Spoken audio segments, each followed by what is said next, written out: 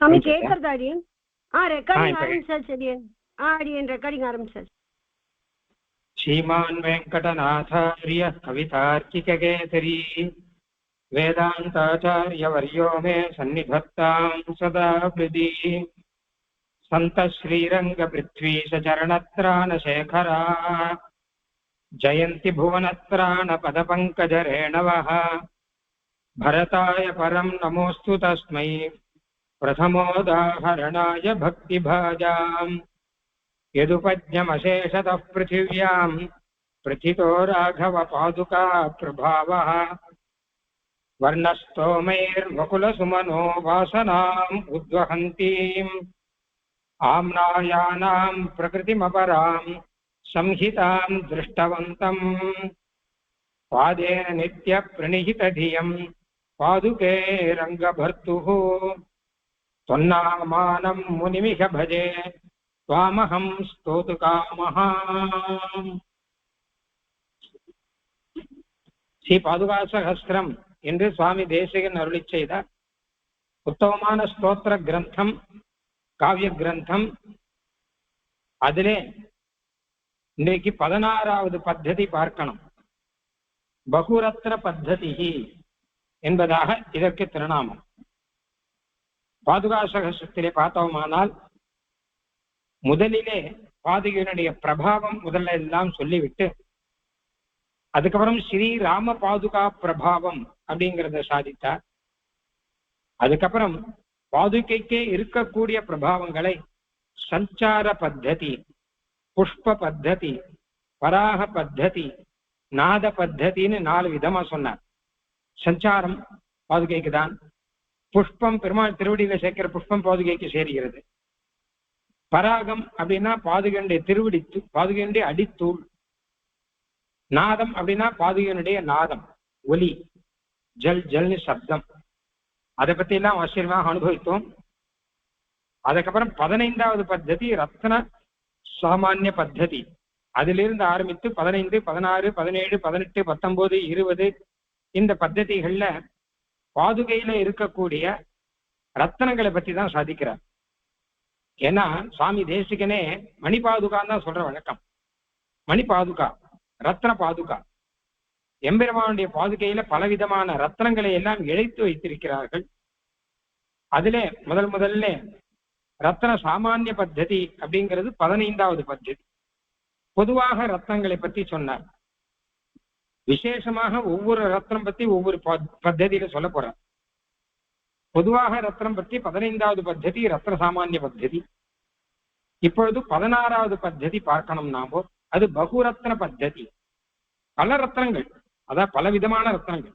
நவரத்னங்கள் சொல்றா இல்லையா, ஓமேதகம், வைடூரியம், புஷ்பராகம்னு என்னென்ன இருக்கோ இந்த மாதிரி பலவிதமான ரத்னங்கள் பாதுகையிலே இழைத்திருக்கிறார்கள்.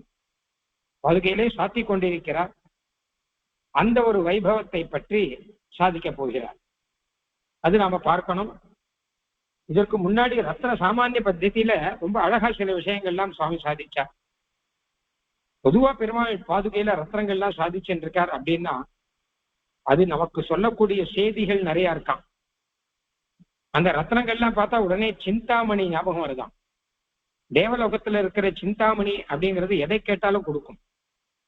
அந்த மாதிரி தானே இந்த ரத்னங்களும், அந்த பாதுகையில இருக்கக்கூடிய ரத்னங்களும் நாம எதை கேட்டாலும் கொடுக்கும். தேவலோகத்துல சிந்தாமணி கல்னு ஒரே ஒரு கல் இருக்கு. இங்க எத்தனை ரத்னங்கள் இருக்கு, இது எல்லாமே சிந்தாமணியா இருக்கு.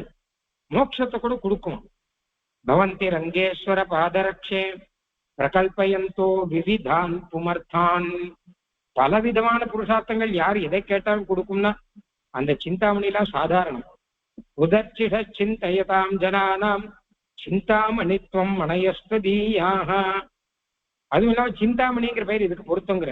ஏன்னு கேட்டா யார் பாதுகையை சிந்திக்கிறாளோ அவளுக்கு எல்லாத்தையும் கொடுக்கறது.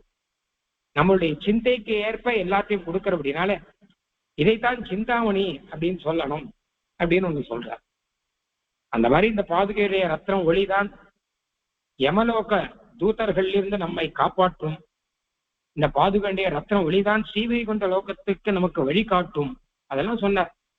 பிரம்மலோகாத் அவலம்பனார்த்தம் ரத்ராணித்தே ரஷ்மிகணம் சிருஜந்தி. அதாவது இங்கேருந்து பிரம்மலோகத்துக்கு போகணும், சீவைகுண்ட லோகம் போகணும்னா நடுவுல ரஷ்மிகள் ஒளி கதிர்கள் இருக்கணும், அதை பிடிச்சிட்டு தான் போகணுமா. அந்த ஒளி கதிர்கள் இந்த பாதுகையினுடைய ரத்னங்கள் அந்த ஒளி கதிர்களை கொடுக்கும் அப்படின்னா பல விஷயங்கள் சொன்னார். சுருக்கமாக சொன்னால் நமக்கு சகல விதமான பலன்களையும் கொடுக்கக்கூடியவை இந்த ரத்னங்கள் அப்படின்னு அர்த்தம்.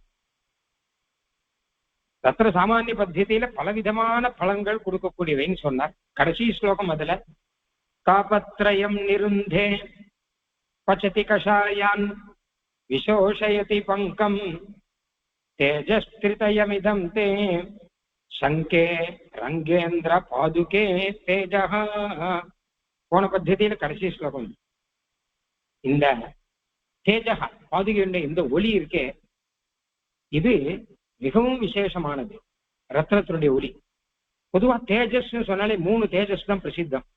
1 சூரியனுடைய தேஜஸ், 2 சந்திரனுடைய தேஜஸ், 3 அக்னியினுடைய தேஜஸ். தீ எரியறது இங்க விளக்கு தேஜஸ் வச்சு. இதுல சூரிய தேஜஸ் அப்படிங்கிறது என்ன பண்ணும் அப்படின்னு கேட்டான்னா, நமக்கு பார்வையெல்லாம் நமக்கு கொடுக்கும். அதாவது சந்திரனுடைய தேஜஸ் அப்படிங்கிறது தாபத்தை போக்கி குளிர்ச்சியாக இருக்கும். சூரியனுடைய தேஜஸ் அப்படிங்கிறது சமுத்திரத்திலிருந்து அந்த ஜலங்களை எல்லாம் எடுத்து நமக்கு மழையாக பெய்யும்.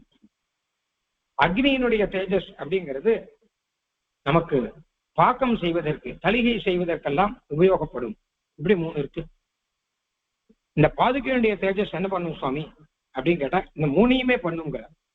தாபத்ரயம் நிருந்தே, சந்திரனுடைய ஒளியானது எப்படி தாபத்தை போக்கடிக்கிறதோ அந்த மாதிரி பாதுகையினுடைய ஒளியானது சம்சார தாபத்தை நமக்கு போக்கடிக்கிறது. பச்சதி கஷாயான, அக்னியுடைய தேஜஸ் எப்படி பாக்கம் செய்கிறதோ பக்குவம் ஆக்கிறதோ அந்த மாதிரி இந்த பாதுகையினுடைய தேஜஸ் நம்ம பாபங்களை ஒழித்து நம்மை பக்குவமாக்குகிறது. விசோஷயதி பங்கம், சூரியனுடைய தேஜஸ் ஆனது, சூரியனுடைய ஒளியானது எப்படி ஜலத்தை எடுத்துக்கொள்கிறதோ, சமுத்திர ஜலத்தை எல்லாம் முகந்து கொண்டு மழையாக பொழிகிறதோ அந்த மாதிரி இந்த பாதுகையினுடைய ஒளியானது நம்முடைய கர்ம வினைகள் எல்லாம் எடுத்துக்கொண்டு நமக்கு மோட்ச மழையை கொடுக்கிறது, பகவத் அனுபவ மழையை கொடுக்கிறது. அதனாலே இது சூரியனா சந்திரனா இல்ல அக்னியா அப்படின்னு கேட்டான்னா இது 3 விதமாயும் சொல்லணும். ஏன்னா 3 விதமாயும் அனுகிரகம் பண்றார் இந்த பாதுகைகளுடைய தேஜஸ் அப்படிங்கிறத சொல்றார். ஸ்ரீபாஷ்யக்காரரை பத்தி சொல்லச்ச கூட இப்படிதான் அழகா சொல்றார். சீதஸ்வபாவ சுபகானுபவ சுகாவான் தோஷாவமர்தனியதோன்னிதிரோஷதீஷா தாபானுபந்த சமனஸ்தபன பிரஜானாம் ராமானுஜோ ஜெயதி சம்பலித த்ரிதாமான்னு ஒரு ஸ்லோகம். பகவத் ராமானுஜர் 3 தேஜஸோட இருக்காராம். சூரியனுடைய தேஜஸ், சந்திரனுடைய தேஜஸ், அக்னியுடைய தேஜஸ் அப்படின்னு. ஏன்னா குளிர்ச்சியா இருக்கிறபடினால சந்திரனுடைய தேஜஸ் அப்படிங்கிற மாதிரி இருக்கார் அப்படின்னு. அதே மாதிரி தோஷாவமர்த நியதோன்னதி ரோஷதீஷா, இருட்டை எல்லாம் போக்கடிக்கிறார் அப்படின்னா சிலதெல்லாம் சொல்றார். அக்னி சுத்தமாக்கும், அந்த மாதிரி நம்ம சுத்தமாக்கிறான்னு அங்க சொல்ற மாதிரி இங்கேயும் அதை சொல்லி இந்த ரத்ன சாமானிய பத்ததி அப்படிங்கிற பத்ததியிலே பல விஷயங்களை பார்த்தோம். குறிப்பாக நமக்கு சம்சார தாபத்தை போக்கி பலவிதமான பலன்களை கொடுத்து இறுதியிலே மோட்ச பலத்தையும் கொடுக்கக்கூடியவர்ங்கிறது தெரிகிறது. இப்பொழுது அடுத்ததாக நாம் பார்க்க இருக்கக்கூடியது பகுரத்ன பத்ததி. பலவிதமான ரத்னங்கள் பாதுகையிலே சாத்தி கொண்டிருக்கிறார், நவரத்னங்களும் சாத்தி கொண்டிருக்கிறார். ஸ்ரீரங்கம் ரங்கநாதனுடைய ரத்னாங்கி சேவிச்சா தெரியும். சிவப்பு, பச்சை, வெளுப்புன்னு பலவிதமான ரத்னங்கள் சேவையா அந்த மாதிரி சாத்தி கொண்டிருக்கிறார். அதை சுவாமி தேசிகன் சேவிக்கிறார்.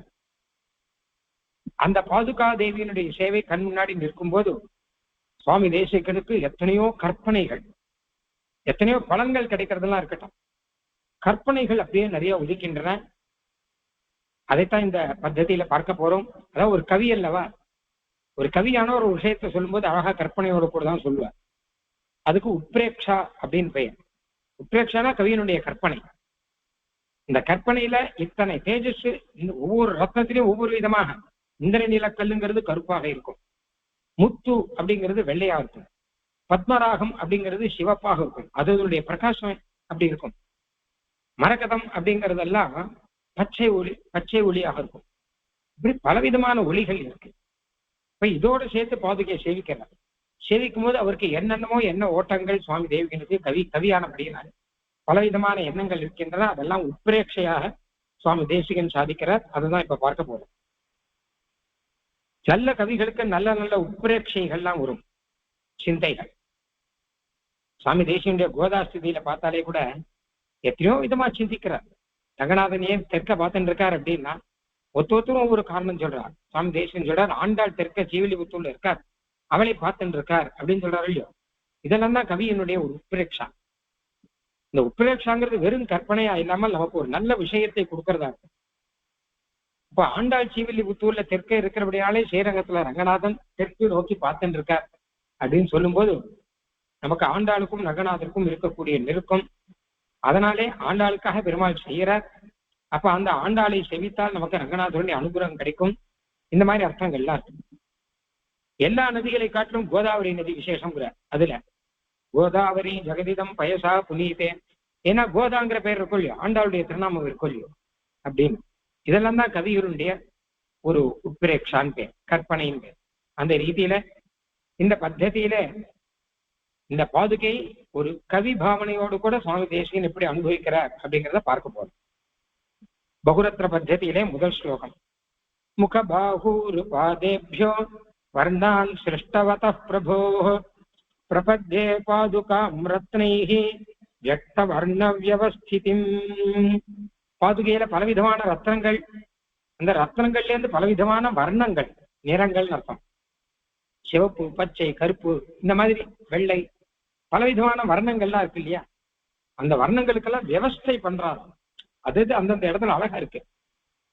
இதெல்லாம் ஒன்னா கலந்தா சுமாரா தான் இருக்கும்.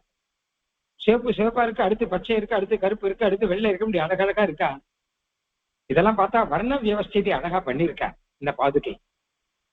இந்த வர்ணங்கள்லாம் கோத்து அழகா நமக்கு சேவை சாதிக்கிற. ஆனா இதுல என்ன ஆச்சரியம், வர்ண வியவஸ்தை பண்ணவர் பெருமாள் தானே. பெருமாள் தான் வர்ண வியவஸ்தை பண்ணார்னு வேதம் சொல்றது. இந்த இடத்துல வர்ணா அப்படின்னா ஜாத்தின்னு அர்த்தம். வர்ணாசிரம தர்மம் சொல்ல முடியும். முகபாகூர் பாதேபியா, முகத்திலிருந்தும் பெருமாளிய வாயிலிருந்து பிராமணன் பிறந்தான், கைகள் திருத்தோள்கள் இருந்து க்ஷத்திரியன் பிறந்தான் அப்படிலாம் புருஷ சூக்தத்துல இருக்கு. வாயிலிருந்து பிராமணன் பிறந்தபடினாலதான் பிராமணனுக்கு வாய் அதிகம். தப்பா நினைக்க கூடாது. வாயினாலே வேதம் சொல்லணும், வாயினாலே இதிகாச புராணங்கள் சொல்லணும், வாயினாலே ஸ்தோத்திரங்கள் சொல்லணும். பிராமணன் சொல்லிண்டே இருக்கணும். ஏன்னா வாய் இவனுக்கு, பிராமணனுக்கு வாய் தான் முக்கியம். வேத மந்திரங்களோ ஸ்தோத்திரங்களோ பிரபந்தங்களோ பகவத் குண கீர்த்தனங்களோ இது பண்ணிண்டே இருக்கணும். அதுக்காக தான் வாயிலிருந்து பிராமண பிரச்சா புருஷோக்தத்துல வரும். பிராமணோ முகமாசீது, முகம்னா வாயின்னு அர்த்தம். மாதிரி கையிலிருந்து க்ஷத்திரியில படைச்சிருக்காரு. ஏன்னா புஜபலம், க்ஷத்திரியன் அப்படின்னா அவனுக்கு தோல் வலி இருக்கணும். அது வேதத்திலே பாகுபலி அப்படின்னு வரும். அந்த பாகுபலி இருக்கிறவன் தான் க்ஷத்திரியன், பாகுபலம் இருக்கிறவன் தான் க்ஷத்திரியன். அதனால பெருமாள் என்ன பண்ணார், க்ஷத்திரியன்னா நல்ல பாகுபலம், கை பலம் வேணுங்கிறதுக்காக தன்னுடைய பாகுலேருந்து சிருஷ்டிச்சார் அப்படின்னு வரும். இந்த மாதிரி ஒவ்வொரு வர்ணங்களாக பெருமாள் சிருஷ்டிச்சு கொடுத்தான்னு புருஷ சூக்தத்தை வரும். ஆக வர்ணங்களை சிருஷ்டிச்சு வர்ண வியவஸ்தை பண்ணி இந்த லோக யாத்திரையை அழகாக நடத்தினவர் எம்பெருமான் தானே. அதே மாதிரி அந்த எம்பெருமான் கிட்ட கத்துண்டு இந்த பாதுகையானவர் அவரும் நானும் வர்ண வியவஸ்தை பண்றேன் அப்படின்னு. இப்ப வர்ணம்னா நிறம்னு அர்த்தம். நானும் பல நிறங்களை காண்பிக்கிறேன், நானும் வர்ண வியவஸ்தை பண்றேன்னு பல விதமான வர்ணங்களை சிருஷ்டிக்கிறாரா. சிவப்பு கருப்பு இந்த மாதிரி வர்ணங்கிறதுக்கு ரெண்டு அர்த்தம் இருக்கிறபடினால நிறம்னு ஒரு அர்த்தம், ஜாத்தின்னு ஒரு அர்த்தம். பெருமாளும் வர்ண வியவஸ்தை பண்றார், பாதுகையும் வர்ண வியவஸ்தை பண்றார். முகபாஹூர் பாதேபியோ வர்ணான் சிருஷ்டவத பிரபோ பிரபத்யே பாதுகாம் ரத்னைஹி வியக்த வர்ண வியவஸ்திதிம். அப்படி ரத்னங்கள்லாம் சாத்தின்னு இருக்க. மணிபிஷித ரக்த பீத கிருஷ்ணைஹி பவதி காஞ்சன பாதுகே விசித்ரா யுகவேத விகல்பிதம் முராரேஹே யுகபத் தர்சயதீவ வர்ணபேதம். அடுத்து பார்க்கிறார் பாதுகையை சேவிக்கும் போது அடுத்த எண்ணம், கவியினுடைய அடுத்த எண்ணம், பெருமாள் எந்த நிறத்திலே இருக்கார் அப்படின்னா நமக்கெல்லாம் தெரியும் பெருமாள் நீலமேக வர்ணனா இருக்கார். ஆனால் இந்த கலி யுகத்துல நீலமேக வர்ணனா இருக்கார். ஒவ்வொரு யுகத்திலையும் ஒவ்வொரு வர்ணம் பெருமாள். முதல்ல ஆதியில கிருத்த யுகத்துல பெருமாள் வெள்ளையா தான் இருப்பாராம், வெள்ளை திருமேனி தானா. அந்த மாதிரி 4 யுகத்திலே 4 வர்ணம். இந்த யுகத்திலே கருப்பா இருக்கார். முன்னை வண்ணம் பாலின் வர்ணம், முழுதும் நிலைகின்ற பின்னை வண்ணம், உண்டல் வண்ணம் வண்ணம் என்னுங்கால் பொன்னும் வண்ணம் மணி, பொன்னின் வண்ணம் மணியின் வண்ணம்னு ஆழ்வார் சொல்றார். ஒவ்வொரு யுகத்திலையும் ஒவ்வொரு வர்ணத்தோடு கூட ஒவ்வொரு நிறத்தோடு கூட பெருமாள் சேவை சாதிக்கிறார். இப்ப இங்க இப்படி சேவை சாதிக்கிறார்.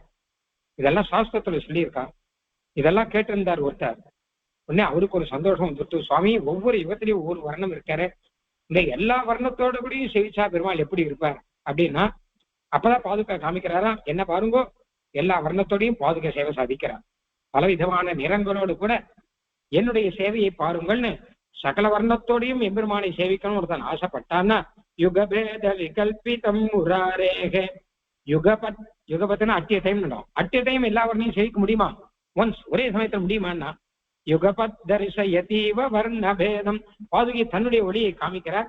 அந்த பாதுகையினுடைய ஒளியானது பெருமாள் திருமேனி மேல பட, அப்ப பெருமாள் திருமேனியிலும் பலவிதமான வர்ணங்களோட சேவை சாதிக்கச்ச, இதோ சேவிங்கோ எம்பெருமானை சகல வர்ணத்தோடு சேவிக்கலாம் அப்படின்னு பாதுகையை காண்பிக்கிறார். நவரத்ன விசித்ரிதா முராரேகே பதயோஸ்தம் மணி பாதுகே விபாசி நவகண்டவதீவ சுந்தரேவ பிரணயாத் ஜன்ம பதம் சமாஸ்திரயந்தி. நவரத்னங்கள்னு சொல்லுவா, நம்ம கேள்விப்பட்டிருக்கோம். 9 ரத்னங்கள், 9 ரத்னங்களும் சேர்த்து வச்சிருக்காங்க பாதுகை. போய் வச்சிருக்கான்னு சொல்ற முதல்ல இருந்தே இருக்க பாதுகை அனாதையாவே அப்படிதான் இருக்க. அப்போ ஒன்னு ஒவ்வொரு கல்லு, அது கண்டம்னு சொல்லுவான் சம்ஸ்கிருதத்துல. கண்டம், சர்க்கரா கண்டம் அப்படின்னா கல்கண்டு. அந்த மாதிரி ரத்ன கண்டங்கள் ஒண்ணாக கோமேதகம், வைடூரியம், அந்த மாதிரி ஒவ்வொரு ரத்ன கண்டங்களாக வச்சிருக்காங்க. கண்டம்னா கேக் மாதிரி அப்படின்னு அர்த்தம் வச்சுக்கோங்களேன், கேக் வெட்ட அந்த மாதிரி. அது மாதிரி 9 கண்டம் வச்சிருக்காங்க. 9 கண்டத்தோட பாதுகையானவர் சேவை சாதிக்கிறாரா? 9 ரத்னங்கள்ல 9 கண்டத்தோட. அதை பார்த்து பூமாதேவிக்கு சந்தோஷமா. ஏன்னா பூமாதேவிக்கு என்ன சந்தோஷம்? பூமாதேவி எம்பெருமானுடைய திருவடியிலேருந்து வந்தவன். பத்யாம் பூமிஹி அப்படின்னு வேதம் சொல்றது. திருவடியிலேருந்து பூமியை தோண்டினவன், அதாவது பூமிங்கிறவன். பூமாதேவின்னு இல்லை, இந்த பூமிங்கிறவர் பெருமாள் திருவடியிலேருந்து தோன்றினவன். அந்த பூமியில நவ கண்டங்கள் இருக்கு, 9 கண்டம் இருக்கு. இப்ப நாம இருக்கிறதெல்லாம் பரத கண்டம்னு பேர். பாரத வருஷே பரத கண்டேன்னு சொல்லுவோம். நம்ம இருக்கிற இடத்துக்கு பரத கண்டம் அப்படின்னு பேர். இந்த மாதிரி நவ கண்டங்கள், கண்டம் தமிழ்லயே சொல்றான், ஆசியா கண்டம் அப்படின்னு சொல்றோம். இந்த மாதிரி நவ கண்டங்கள் பூமியில இருக்கு. நவ கண்டங்களோட பூமி அப்படியே பெருமாள் திருவடி ஆசிரியச்சா எப்படி இருக்கும் அப்படின்னு பூமி நினைக்கிறாராம். அதே நவ கண்டங்களுக்கு பிரதிநிதியாக இங்க பாதுகையில நவ கண்டங்கள் இருக்கு, நவ ரத்னங்களே நவ கண்டங்களாக இருக்கு. அப்ப பூமியே ஒவ்வொரு இடத்துலயும் ஒவ்வொரு கலரா இருக்கும் இல்லையோ, அந்த மாதிரி ஒவ்வொரு கலரோட பூமி தானே பெருமாளை ஆசிரியச்ச மாதிரி இந்த நவகண்டத்தோட, நவகண்டவதி வசுந்தரேவ, பூமியானவர் நவகண்டத்தோட வந்தா மாதிரி பிரணயாத் ஜன்ம பதம் சமாஸ்ரயந்தி. ஜென்ம பதம்ங்கிறார், பிறந்தாத்துக்கே வந்த மாதிரி இருக்காங்க.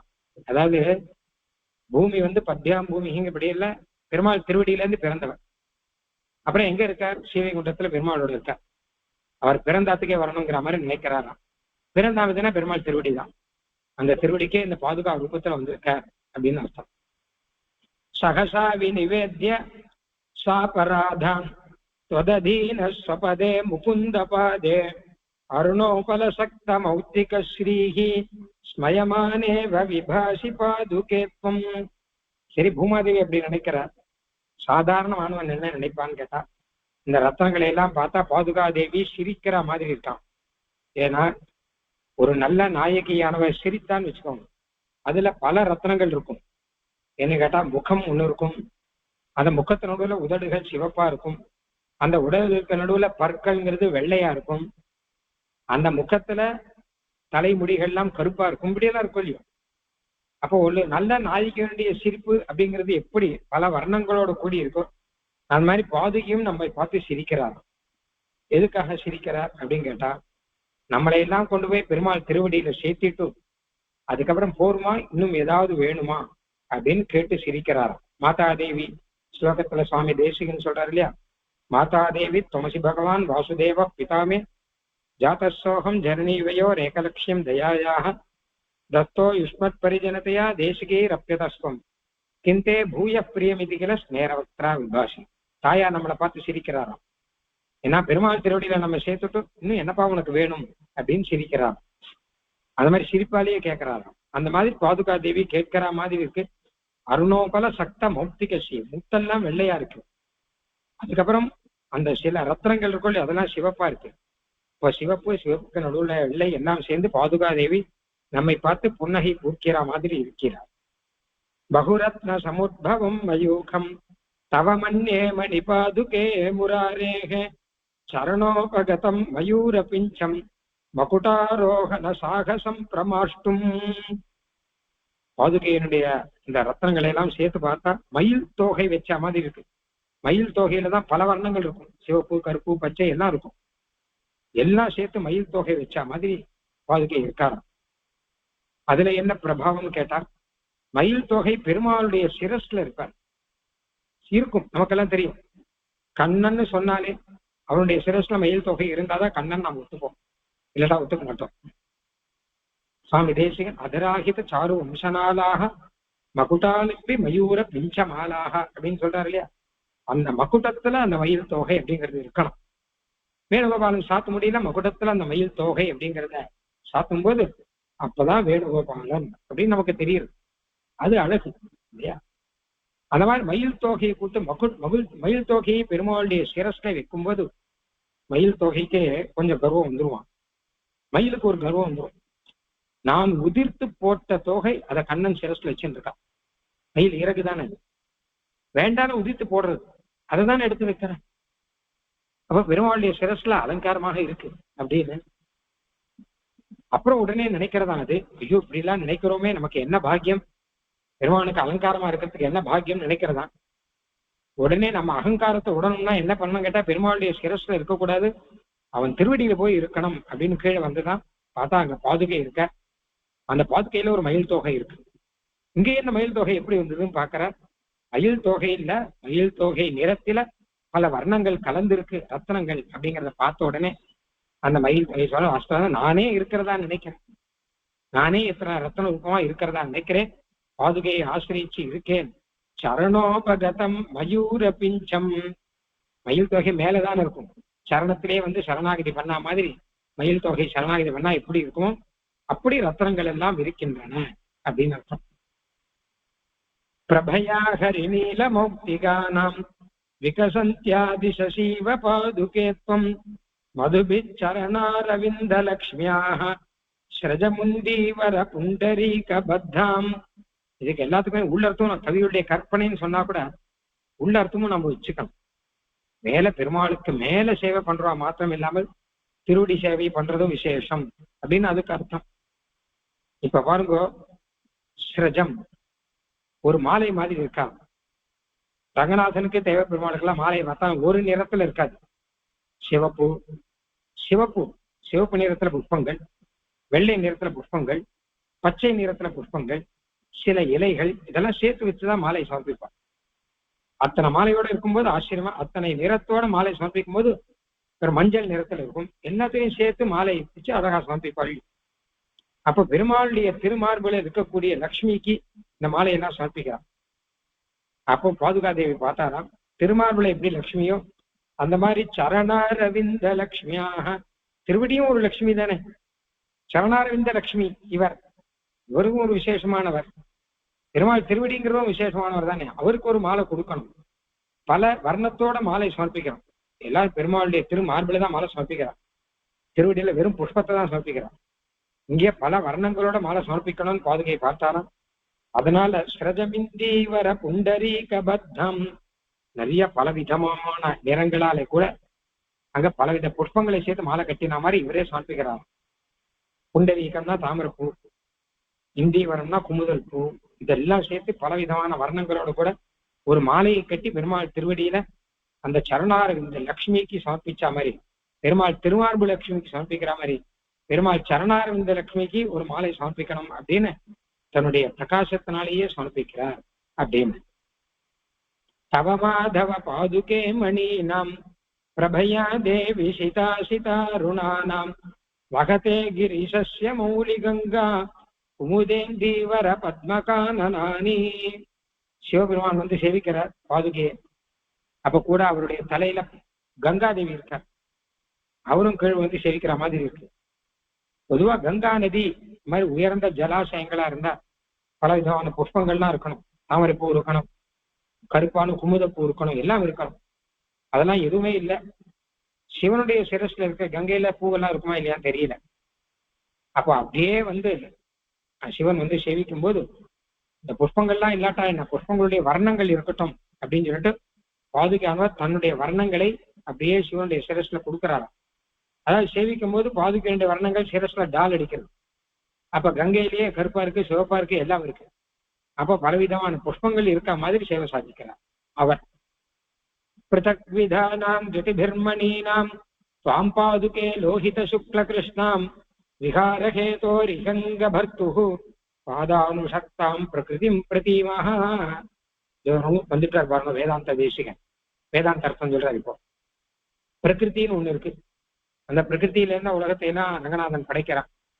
அந்த பிரகிருத்தியை பத்தி சொல்லிச்சு வேதத்துல லோகித சுக்ல கிருஷ்ணாங்க அதாமே காம் லோகித சுக்ல கிருஷ்ணாம், சிவப்பாக வெளுப்பாக கருப்பாக இருக்கான்.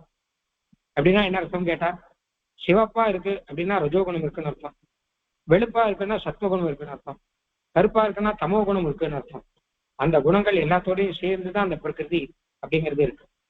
ஏன்னா அந்தந்த குணத்துக்கு அடையாளம் அந்தந்த நிறம்.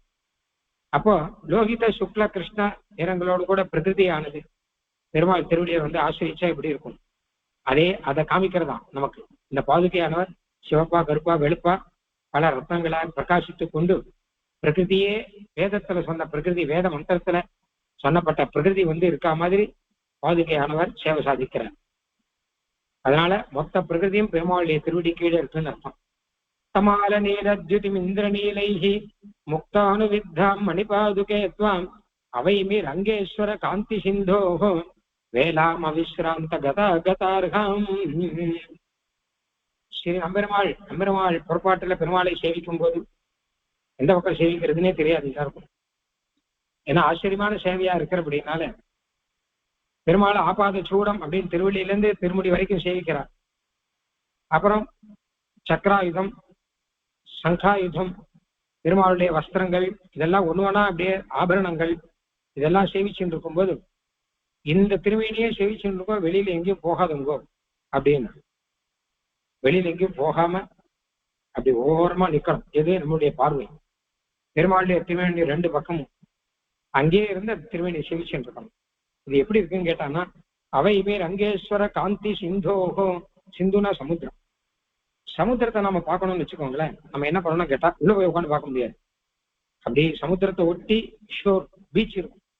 அந்த பீச்ல இருந்து அப்படியே பார்த்துட்டு இருக்கோம் இல்லையா, அந்த மாதிரி இந்த பாதுகாதேவியினுடைய பிரகாசம் ரெண்டு பக்கமும் வந்து ஒரு ரங்கநாதனுடைய ஒரு திருமேனி அப்படிங்கிறதா லாவண்ய சிந்து சமுத்திரம், அழகு கடல். அந்த அழகு கடலுக்கு பீச் மாதிரி ரெண்டு பக்கம் பிரகாசத்தை கட்டி வச்சிருக்காரா அந்த பாதுகாதேவியானவர். பிரகாசம் மூலமாக அது பீச் ரோடு மாதிரி, அந்த பீச் ரோடு அப்படியே போய் அங்கிருந்து நம்ம இந்த சமுத்திரத்தை பார்த்துட்டு இருக்கோம். பாதுகையை ஆசிரித்து எம்பெருமானை சேவிக்கணும்னு அர்த்தம். அவை ரங்கேஸ்வர பாதுகாபியம் அகால காரியம் விபவம் விதாதும் வஜ்ஜேந்திர நீல வியபதேச திருஷ்யம் பந்தீகிருதம் நூனம் அகஸ்திரியாமம் பதஸ்ய கோத்ரி பவதி முராரேகே மணிஸ்பிருஷா மௌக்திகரத்ர பாஷா அந்தர்திருஷம் சாஞ்சனயா முனீனாம் அனக்தி கல்பூர சலாகையேவன. இந்த மாதிரி ஒவ்வொரு ஸ்லோகத்திலையுமே ஒவ்வொரு அழகான விஷயங்களை எல்லாம் இங்கே சொல்லி கொண்டிருக்கார் சுவாமி தேசிகன். பார்த்தோம். ஒரு சிலதெல்லாம் நம்ம விட்டுட்டு அடுத்தடுத்த ஸ்லோகம் பார்க்கலாம். முக்தாமயூக பிரகரை சுபத்ரா கிருஷ்ணா மகேந்திரோபல ரஸ்மிஜானைஹி மான்யா முராரேர் மணிபாதுகே த்வம் விகாரயுக்தா விஜயம் விருணோஷி. பாதுகாதேவின் இந்த பிரகாசங்களை எல்லாம் பார்க்கும்போது ரெண்டு நாயகி ஞாபகம் வருகிறார். ஒருத்தி சுபத்ரா, இரண்டாவது கிருஷ்ணா. சுபத்ராங்கிறவர் கண்ணனுடைய தங்கை. அவள் அர்ஜுனனை தன்னுடைய நாயகனாக வரித்தாள். சுபத்ரா ரொம்ப முக்தாமயூக பிரகரை சுபத்ரா, நல்ல வெள்ளையாக இருக்கக்கூடியவள். கிருஷ்ணா அப்படின்னு திரௌபதிக்கு பெயர். அவள் கருப்பா இருக்க அப்படின்னால கிருஷ்ணான் பெயர். அழகு கருப்பா, அதனால கிருஷ்ணான் பெயர். அவளும் பார்த்தனை அர்ஜுனனை தன்னுடைய நாயகனாக வதித்தார். இப்ப பாதுகாதேவி எப்படி இருக்கான்னு கேட்டான்னா, ஒரு பக்கம் பார்த்தா சுபத்ராவா இருக்கார், ஒரு பக்கம் பார்த்தா கிருஷ்ணாவா இருக்கார். ஏன்னா கருப்பு நிறமும் இருக்கு, கருப்பு நிற பிரகாசமும் இருக்கு, வெள்ளை நிற பிரகாசமும் இருக்கு. அப்ப அவள்லாம் என்ன பண்ணா, சுபத்ராவும் கிருஷ்ணாவும் என்ன பண்ணா கேட்டானா, விஜயம் விருணோஷி, விஜயனை வரித்தார். விஜயன்னா அர்ஜுனன். அப்ப பாதுகாதேவி பார்த்தா, நானும் மான்யா முராரே மணிபாதுகேத்வம் விகாரயுக்தா விஜயம் விருணோஷி, எனக்கும் விஜயம் தான் வேணும், நானும் ஜெயிக்கணுங்கிறார் பாதுகாதேவி. எம்பெருமானையே ஜெயிக்கணுங்கிறார் போல இருக்கு. எம்பெருமானை ஜெயிக்கணும், பக்தர்களை ஜெயிக்கணும், ரெண்டு பேரையும் சேர்த்து வைக்கணும். சுபத்ரா கிருஷ்ணா மாதிரி எனக்கும் விஜயம்தான் வேணும் அப்படின்னு சொல்றாராம். ஆக பாதுகாதேவியுடைய ரத்ன பிரபைகள்னாலே நம்மை பாதுகாதேவியை ஜெயித்து, பெருமானையும் ஜெயித்து நம்மை ரெண்டு பேரும் சேர்த்து வைக்கிறார் அப்படின்னு அர்த்தம்.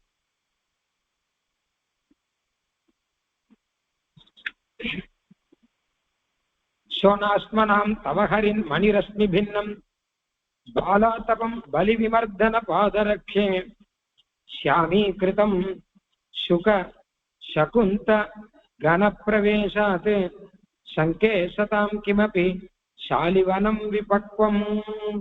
பலவிதமான வர்ணங்கள்லாம் சேர்ந்து இருந்தா உடனே என்னென்னமோ எண்ணங்கள்லாம் கவிகளுக்கு வரும். ஒரு அழகான காட்சி ஒண்ணு பாருங்க. காலங்காலத்தால நல்ல வயல்கள்ல போய் பார்த்தோம்னு வச்சுக்கோங்க, கிராமங்கள்ல எல்லாம் நல்ல வயல் பக்கம் போய் பார்த்தாலும் ரொம்ப ரொம்ப இருக்கும்.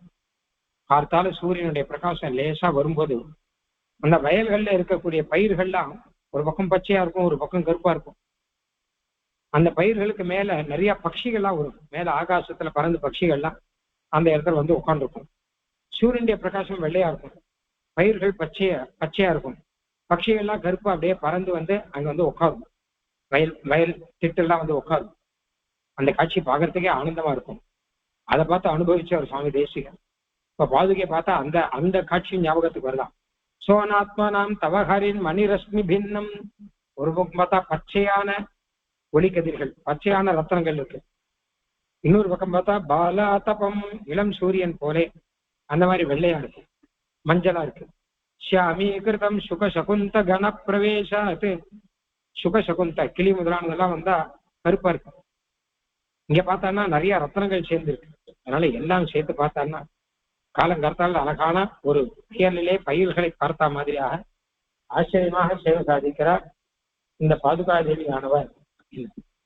சம்பித்தியமான மணி வித்ரும மௌக்திக ஸ்ரீஹி சைரந்திரிகேவ பவதி மணிபாதரக்ஷே பிரஸ்தௌதி ரங்கநிருபதே சரணாரவிந்தே கஸ்தூரிகா குஸ்ருண சந்தன பக்க சர்ச்சாம்.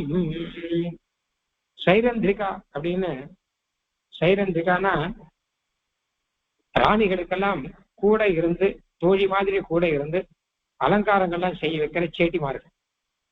ராணிகளுக்கெல்லாம் கூட தோழிகள்ங்க பேர்ல சில பேர் இருப்பா, அந்த ராணிகளுக்கு அலங்காரங்கள்லாம் செய்வா. அந்த மாதிரி பாதுகை இருக்காரா, ரங்கநாதருக்கு அலங்காரங்கள்லாம் பண்றாரு. ரங்கநாதருக்கு அலங்காரம் இப்பவும் எப்படி பண்றாங்க கேட்டான்னா, ஒண்ணு கஸ்தூரி, ரெண்டாவது குங்குமப்பூ, மூணாவது சந்தனம். இப்பவும் பெருமாள் திருமேனியில் சேவிக்கலாம். நிறைய குங்குமப்பூ, நிறைய சந்தனம் எல்லாத்தையும் சமர்ப்பிப்பார். கஸ்தூரிகா குஸ்ருண சந்தன பங்க சர்ச்சாம், ஒவ்வொன்றும் ஒவ்வொரு நிறத்துல இருக்கும். குங்குமப்பூ எப்படி இருக்கும், சந்தனம் எப்படி இருக்கும் நமக்கே தெரியும். கஸ்தூரி இப்படி இருக்கும். இப்படி எல்லாத்தையும் சேர்த்து பெருமாள் திருமேனியில அப்படியே அழகாக பூச்சு பூசி அலங்காரங்கள் பண்ணா எப்படி இருக்கும், அந்த காரியத்தை பாதுகாதேவி பண்றாராம். ஏன்னா இவருடைய பிரபையினாலே ஒளியினாலே பல விதமான நிறங்கள் வரைச்ச எல்லாத்தையும் சமர்ப்பிச்சு அலங்காரம் பண்ண மாதிரி இருக்கான். ஆதன்வதி வசுரமர்தன பாதரக்ஷே சுத்தாந்த பக்மல திசாம் மதனேந்திரஜாலம் வைகாரிகீம் விவித ரத்னம் அயூக லக்ஷான் மன்யே சமுத்வகசி மோகன பிஞ்சிகான் துவாம். மோகன பிஞ்சிகான்னு ஒண்ணு தேசிகன் அடிக்கடி சொல்ற. அதாவது மோகனம் பண்ண வைக்கிறதுக்காக மயில் தொகை வச்சு அந்த காலத்துல மந்திரவாதிகள்லாம் மயில் தொகை வச்சு அதன் மூலம் மோகனம் பண்ணுவான். இப்ப கூட மந்திரவாதிகள்லாம் பார்த்தா தெரியும், கையில மயில் தொகை வச்சுன்னு இருப்பான், அதன் மூலம் மோகிக்க வைப்பான். அந்த மாதிரி மயில் தொகை மாதிரி பல நிறங்களை வச்சுட்டு ரங்கநாதனையும் மோகிக்க வைக்கிறாராம் பாதுகை. ஏன்னா இவரை நாயகி எழுதியும், பாதுகை நாயகியானவர். இன்னும் நாயகியாக ஸ்ரீதேவி பூதேவிகள்லாம் அவகிட்டெல்லாம் ரங்கநாதன் மயங்கி இருக்கணும். அப்படி மயங்கி இருந்தாதான் பக்தர்களுக்கு நல்லது. ஏன்னா நமக்கு புருஷகாரமா அவர்கள்லாம் இருக்கா. அதனால அவர்களிடம் ரங்கநாதனுக்கு ஒரு மயக்கம் வரணும். அதுக்காக ஒரு மோகன பிஞ்சிக்கு அவ கையில் எடுத்துட்டு இருக்கா. பல விதமான வர்ணங்களை வச்சுட்டு பாதுகாதேவி அளவு ரங்கநாதனுக்கு காட்டி, ஆகா ரொம்ப அழகு ரொம்ப அழகுன்னா இந்த பக்கம் ஸ்ரீதேவி அழகு, அந்த பக்கம் பூதேவி அழகு, எல்லாத்தையும் ரங்கநாதன் பார்த்து இந்த தயாசரத்துல சொல்றாரு இல்லையா, அந்த மாதிரி ரீதியில பக்தர்களுடைய தோஷங்களை பார்க்காமல் இவர்கள் தங்களுடைய அழகாலே ரங்கநாதனை மயக்கி நமக்கு அனுகிரகத்தை வாங்கி கொடுக்கிறார்கள் அப்படிங்கிற ரீதியில இருக்க.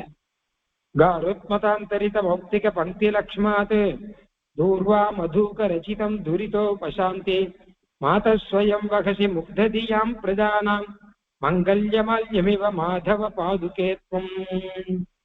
முக்ததியாம்ங்கிற ஒன்னும் தெரியாத ஜனங்கள்லாம் வந்து சேவிக்கிறான். அதுக்குரிய பெருமாள் தெரியும், வேற எதுவும் தெரியாது.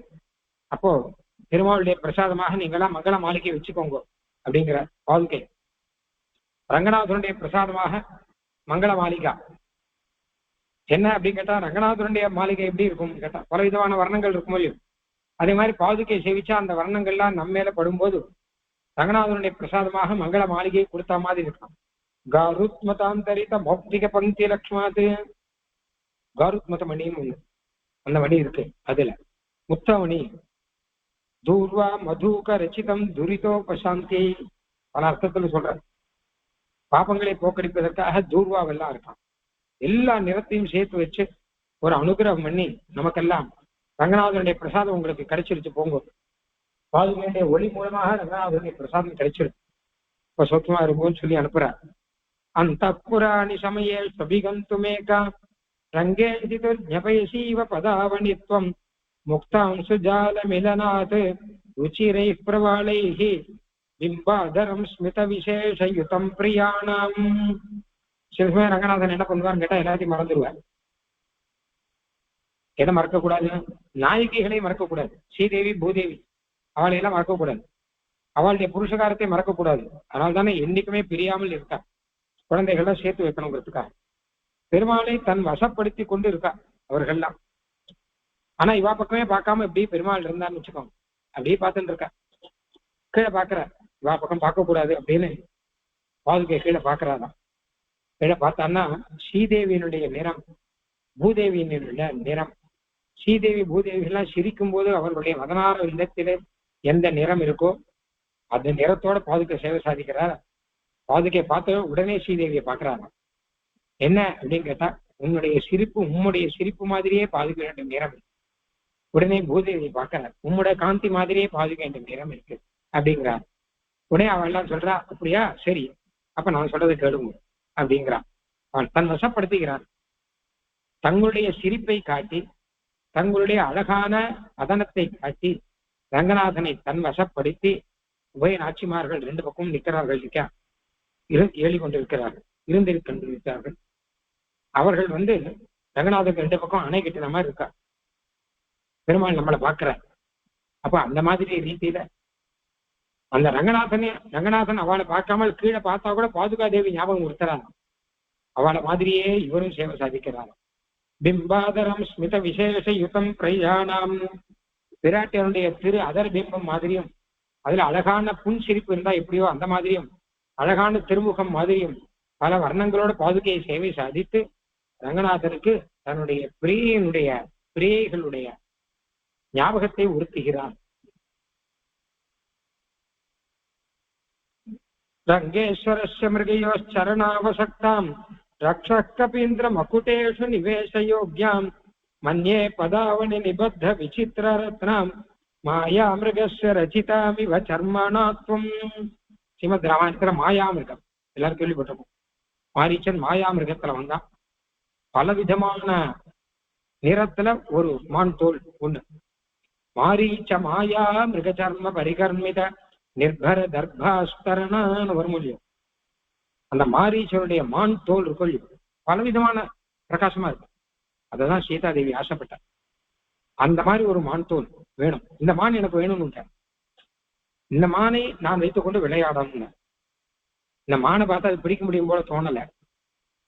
அது மானை உயிரோட பிடிக்க முடியாட்டா என்ன பண்றதுன்னா, உயிரோட பிடிக்க முடியாட்டா கூட பரவாயில்ல, அந்த தோல் எனக்கு வேணும் அப்படின்னு சீதாதேவி. அந்த தோல் நம்ம கிட்ட இருக்கணும், அதுல உட்காரணும், நீர் குமரனா அழகா இருக்கும், அழகுக்கு அழகு சேர்த்த மாதிரி இருக்கும் அப்படின்லாம் சொல்லிட்டார். அப்போ பெருமாள் மாரீசன் தேடி போனான். சரித்திரம் எல்லாருக்கும் தெரியும். அந்த மாந்தோலை பிடிச்சு கொண்டு வந்தாரா இல்லையா, அதுல பெருமாள் ராமன் உட்காண்டாரா இல்லையா, சீதாதேவி ஆசைப்பட்டது நடந்ததா இல்லையா அப்படின்னா ராமாயணத்துல எனக்கு ஆன்சர் இல்லை. சுவாமி தேசிகன் மாரீச மாயா மிருகச்சர்ம பரிகர்மித நிர்பர தர்பாஸ்தரணான மான்தோல பெருமாள் ஏழினார். ஏழ ஆசைப்பட்டான்னு அர்த்தம். அங்க கூட விரும்பினார். சீதாதேவி சொன்னதை ஒத்துண்டார். நடந்ததா இல்லையான்னா இப்ப நடந்ததுன்னார். ஏன்னா பாதுகாதேவி என்ன பண்ணார், அதே மாயா மிருகத்துக்கு என்னென்ன வர்ணங்கள் இருந்ததோ அத்தனை வர்ணங்களோட பாதுகாதேவி இருக்காரு. அவ சொல்ல என் மேல நீங்க இருந்தோம் அவ்வளவுதான், மாரீசனுடைய மான்தோல் மேல இருந்த மாதிரி என் மேல இருந்தால் ஆனந்தமா அதே நிறத்தோடு கூட சீதாதேவியும் ரசிக்கும்படியாக இருக்கும் அப்படின்ட்டார். மாயா மிருகஸ்ய ரசிதாமிவ சர்மனாத்வம். மாரீச்ச மாயா மிருக சர்ம தோல்னாலே செய்யப்பட்டது போல பாதுகை இருக்காராம். அந்யோன்ய பந்துரஹரின் மணிபத்மராகா ரங்கேஸ்வரஸ்ய சரணாவ நிராஜசேத்வம் ஆத்மோபபான விபவா சரிதார்த்தயந்தி சைலாத்மஜா கிரிஷயோரிவ மூர்த்திமேகாம். சைலாத்மஜானா பார்வதி, கிரிஷன்னா சிவன், பார்வதி சிவன், இவ ரெண்டு பேரும் சேர்ந்து ஒரே மூர்த்தியில இருக்கான். அர்த்தநாரீஸ்வரன் பேர். அதை நீங்க படங்கள்லாம் பார்த்துருக்கோங்க. பார்வதி பச்சையா இருப்பார், சிவன் சிவப்பா இருப்பார். இவ ரெண்டு பேரும் சேர்ந்து இருப்பா ஒரே ரூபத்திலேயே, அதாவது ஒரே சரீரம் தான், அதுலயே ரெண்டு பேரும் சேர்ந்து இருக்கா. அது ஒரு விசித்திரமா இருக்கும். சைலாத்மஜா கிரிசியோரி மூர்த்தி மேகான், ஒரே மூர்த்திக்குள்ள ரெண்டு வர்ணம் கலந்த மாதிரி இருக்கும். அப்ப அவள்லாம் சொல்றா இந்த மாதிரி மூர்த்தி எங்க பார்க்க முடியும் அப்படின்னு கேட்டா. அப்ப சிவபெருமான் சொன்னாரா, நானே பாதுகை பார்த்துதான் கத்துட்டேன். பாதுகை பார்த்தா ஒரு பக்கம் சிவப்பா இருக்க, ஒரு பக்கம் பச்சையா இருக்க, ஒரு பக்கம் கருப்பா இருக்க. ஆத்மோபமான விபவாத்து சரிதார்த்தயந்தி. அப்ப சிவனை பார்த்து கேட்டனா, இந்த மாதிரி விசித்திரமா இருக்கிறே இது என்ன கேட்டா, பாதுகை தான் நான் வச்சிருந்தேன், பாதுகை பார்த்து அதே மாதிரி இருக்கணும்னு நினைச்சேன். அதனால்தான் அந்த பார்வதியை இடபாகத்திலே சேர்த்து வைத்துக் கொண்டு நான் பலவிதமான வர்ணத்திலே எல்லாருக்கும் சேவை சாதித்துக் கொண்டிருக்கிறேன். இதே மாதிரி சேவையை வைஷ்ணவெல்லாம் சேவிக்கணும், நேர பாதுகையை போய் சேவிக்கும், அங்கேருந்தான் நான் கத்துண்டேன் அப்படின்னு காண்பிக்கிறாராம். அந்யோன்ய பந்துரஹரின் மணி பத்மராகா. இதுல பத்மராக கல்லு சிவப்பா இருக்கும் அப்படின்லாம் இருக்கும். இது என்ன கேட்டா ஒண்ணுக்கு ஒண்ணு அழகு கூட்டும். இந்த அழகு சேர்ந்தா அதுக்கு அழகு, அந்த அந்த நிறம் சேர்ந்தா இதுக்கு அழகு. அந்த மாதிரி அந்யோன்யம் அழகு சேர்த்து கொண்டு பாதுகையில இந்த ரூபமானது சேவை சாதிக்கிறார் அப்படின்னு 25வது ஸ்லோகம். மொத்தம் 50 ஸ்லோகம் இருக்கக்கூடிய இந்த பத்ததியிலே இன்னைக்கு 25 ஸ்லோகத்துல நிறுத்திக்கலாம். அடுத்த திருவோணத்திலே அடுத்த 25 ஸ்லோகம். அதுல கங்கா நதி, யமுனா நதி முதலான நதிகளுடைய பிரபாவங்களை எல்லாம் சொல்லி பாதுகா தேவியினுடைய இந்த பல ரத்னங்கள்னாலே அந்த நதி பிரபாவங்களும் நமக்கு அனுபவிக்க முடியுங்கிற விஷயத்தை சாதிக்கிறார். சுவாமி தேசிகன், கவிதாக்கு சிம்மமான சுவாமி தேசிகனுடைய உட்பிரேட்சா வைபவத்தினாலே பலவிதமாக இதை அனுபவிக்க முடிகிறது. ஜெயதி யதிராஜ சூக்தி ஜெயதி முகுந்தஸ்ய பாதுகா யுகலி ததுபயதனாஸ்திரிவேதீம் அவந்தியந்தோ ஜெயந்தி புவி சந்தः சந்த ஸ்ரீரங்க பிருத்வீஷ சரணத்ராண சேகராः ஜயந்தி புவனத்ராண பத பங்கஜ ரேணவः கவிதார்க்கிக சிம்ஹாய கல்யாண குணசாலினே ஸ்ரீமதே வெங்கடேசாய வேதாந்த குரவே நமः.